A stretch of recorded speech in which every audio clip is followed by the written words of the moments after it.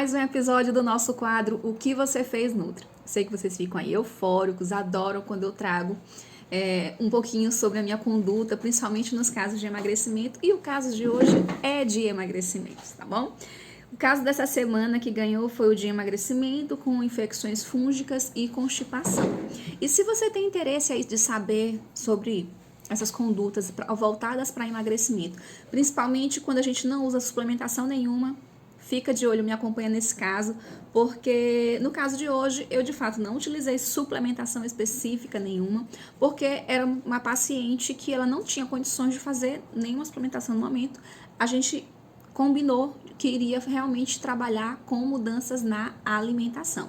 Então aqui vai ter muita informação sobre adequações na dieta, na alimentação mesmo. Não vou falar hoje de suplemento, apesar de que, digo já de antemão, a suplementação nesse caso seria sim muito importante, mas vai ficar para um outro momento. A gente começou a arrumar a casa apenas agora com a alimentação e só o que a gente fez já vai dar um resultado incrível para essa paciente, tá bom? Então me acompanha até o final desse vídeo. Já digo logo, vamos curtir aqui, já compartilha com os amigos que você acha que vão se interessar aí por esse assunto, que querem emagrecer e que gostam realmente de trabalhar mais com a alimentação ou não tem condições de investir numa suplementação agora, tá bom? Vamos lá. Nossa paciente, ela está com 91 quilos e está com 28 quilos acima do que seria um peso adequado para ela, tá bom? Ela me relatou várias coisas, entre elas, ela apresenta algumas infecções fúngicas no corpo, ok? Tá com uma queda de cabelo bem acentuada, ela tem problemas de memória, ela é extremamente constipada, mastiga com muita pressa, ela trabalha muito, ela estuda, ela tem filhos e a vida dela é extremamente corrida, então ela quase não tem tempo para comer e acaba mastigando com muita pressa. Ela tá com um nível elevadíssimo de gordura visceral, né? Caso você não saiba, a gordura visceral não é essa gordura que você senta, que você olha as gordurinhas aqui na barriga, não, tá? A gordura visceral é essa gordura que fica mais interna entre os nossos órgãos internos, entre o intestino, entre o fígado. E é a gordura mais preocupante, porque é a que está mais relacionada com o desenvolvimento de doenças cardíacas, de doenças crônicas, ok? Geralmente, quando eu pego o paciente no consultório que está com nível elevado de gordura visceral, ele apresenta também um quadro de esteatose hepática, que é a gordura no fígado, ok? E a gente não consegue emagrecer bem, você não consegue emagrecer de fato se o seu fígado não estiver bem, se o seu fígado não estiver trabalhando com toda a sua potencialidade para poder botar aquele emagrecimento, sabe? Aquele corpo para funcionar e fazer o emagrecimento acontecer. Então, a gente precisa sempre olhar com muito cuidado para esse tipo de gordura e tratar com muito carinho o fígado também. Vocês vão ver isso hoje nessa prescrição, tá bom? E como é que foi? Como é que eu estabeleci com ela a minha conduta? Antes de tudo, a gente adequou a hidratação, né? A gente conversou bastante sobre as estratégias que ela vai utilizar para poder beber mais água ao longo do dia, adotar uma garrafinha. Eu calculei a quantidade de água que ela precisaria.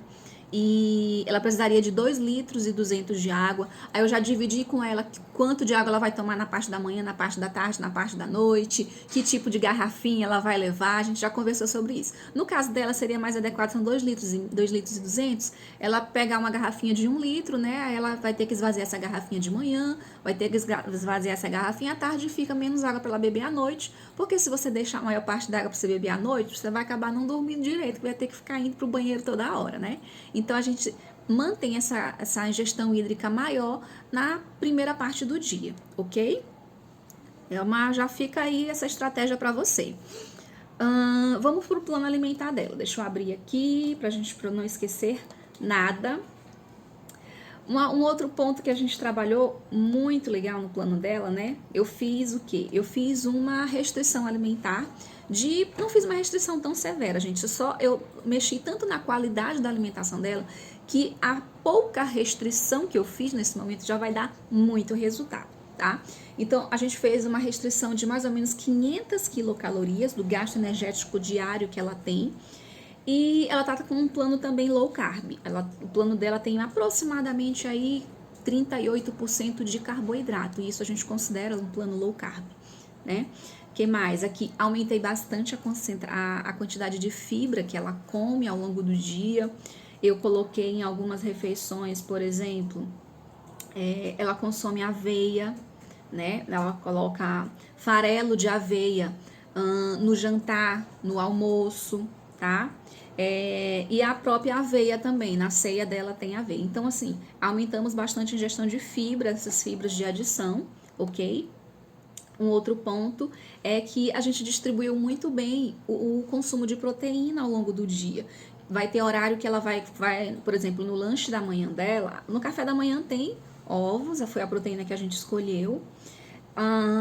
No lanche da manhã, a gente colocou ovinhos de codorna, que fica fácil de ela levar para o trabalho, dela comer, para ela se alimentar, fica mais tranquilo de levar. Então, ela vai comer uma fruta com ovos de codorna e um tempero aí que é o pulo do gato para quem tem problemas de infecções fúngicas, que é o orégano, tá? A gente colocou muito orégano na alimentação dela e o orégano é um alimento incrível para quem sofre de infecções fúngicas, certo? Ele é um alimento antifúngico. Então, esses ovinhos dela estão temperados com orégano. No café da manhã a gente também colocou orégano, tá? E deixa eu ver aqui, lanche da tarde dela ela vai comer um café com um franguinho, com um cuscuz com frango desfiado. Então, assim, ficou comida mesmo no plano dela. Em um horário a gente colocou um whey, uma suplementação, mas foi no finalzinho do dia, foi no horário porque ela já chega muito tarde da faculdade em casa e a gente precisava fazer uma refeição proteica, mas que não fosse tão pesada, e nesse horário a gente optou por colocar um whey. É a única suplementação que eu estou usando com ela, né? Eu não entrei com probiótico, não entrei com nenhuma outra coisa, só o whey, que é um suplemento alimentar. E o que a gente fez com relação às principais refeições, né? Eu já falei um pouquinho de café da manhã, falei um pouquinho aí dos lanches. No almoço dela, eu conversei sobre uma coisa que eu converso muito com os meus pacientes de emagrecimento, e quem me acompanha também no Desafio Magramente conhece perfeitamente, que é o meu prato ideal. Eu desenho com os meus pacientes esse meu prato ideal e o que seria o meu prato ideal. Eu coloco lá o pratinho, né, redondinho, divido ele no meio. Para que você saiba, o meu prato ideal para uma pessoa que quer emagrecer, ele tem que ter pelo menos metade de vegetais, tá? E de preferência aí vegetais crus, para que a pessoa consiga utilizar, ter um pouquinho mais de consumo de fibras, porque se eu abro para consumir vegetais cozidos, as pessoas acabam comendo salada com batata, com beterraba, com vários vegetais que têm uma quantidade maior de carboidrato. Então, para segurar um pouquinho esse consumo, geralmente eu dou essa orientação de preferencialmente utilizar vegetais crus, ok? Mas não é obrigatório. Então, metade do prato formado por vegetais variados, um quartozinho do prato com uma boa fonte de proteína, evitando frituras, e no um quarto que sobra, eu costumo dizer que vai ficar brigando ali arroz e feijão, tá? E aí eu ensinei a ela como fazer as substituições tanto para o arroz quanto para o feijão, quais tipos de carne, orientações com relação ao preparo, tá? E ela tem uma missãozinha, que eu sempre gosto de dar essa missão para os meus pacientes, é de colocar pelo menos 5 cores variadas nessa salada. Então, ela pode usar a salada com os vegetais que ela quiser, desde que ela tenha pelo menos 5 cores variadas. E essas cores variadas podem ser, por exemplo, tonalidades de verde diferentes, tá?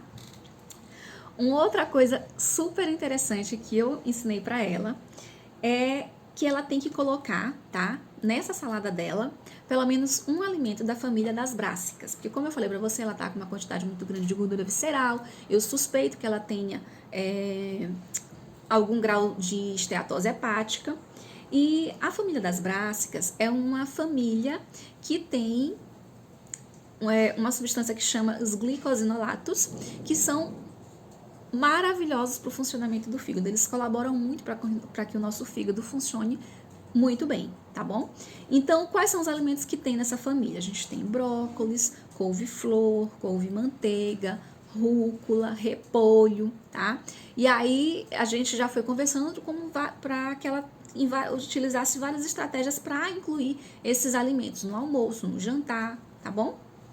Então, é uma família, aí anota para você que tem esteatose hepática, esses alimentos precisam estar no seu dia a dia, ok? Família das brássicas.